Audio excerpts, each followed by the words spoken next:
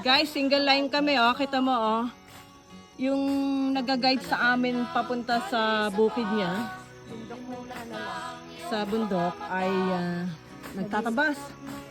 Tumatabas siya ng, dadaanan namin. Sanay na sanay sila dito. Kailangan talaga,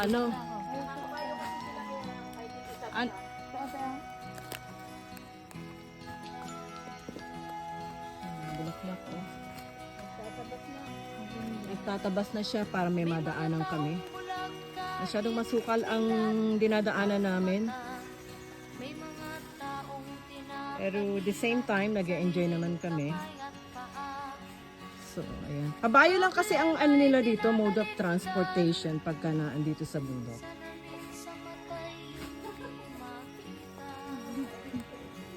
Dahil nauna na yung